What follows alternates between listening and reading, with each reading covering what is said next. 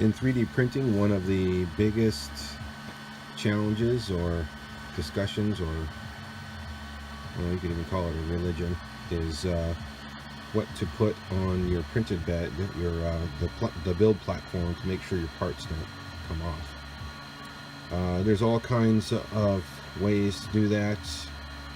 Everything from a glue stick to different types of substrates that you can apply to your bed. I like to use glass, mainly because the finish from a part that's printed on glass can be really spectacular if you get everything just right. Now, in order to do that, if you use something like a glue stick or hairspray or whatever, you may end up with a texture, excuse me, with a texture on your part. One way that I've gotten around that, now this still will leave possibly a little bit of texture, but not a whole lot if you do it right, and that is to use a mixture of PVA with water. And this spray bottle here has a mixture of about 90% water to something like 10%. Well, obviously 10%. It's about 90% water, maybe a little less water than that, and mixed with clear Elmer's glue. So they've got this really awesome clear stuff that came out. I'm thinking that thanks to that crazy slime craze that was going on last year. I don't know if Elmer's came out with it just for that, but anyway, there you go. You've got clear Elmer's. Mix it with some water. I'm almost out in this spray bottle here, but so you just spray it on, and it does not clog the nozzle of your spray bottle, at least that particular portion. And then basically you just wipe that down. Sorry, I have a little bit of a cough going on here. Wipe it down on a heated bed. Don't burn your hands. I think this is right now set at something like 60. But notice that the water evaporates. And once the water evaporates, you're left with a pretty sticky surface that is perfectly smooth.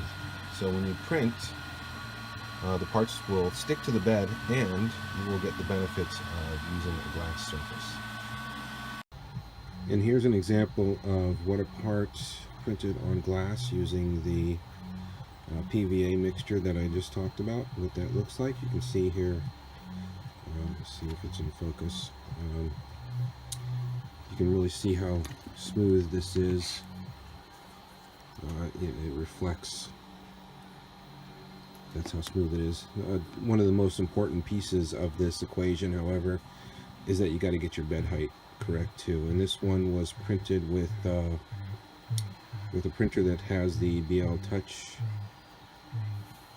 bed leveling sensor. So something like that makes a huge difference.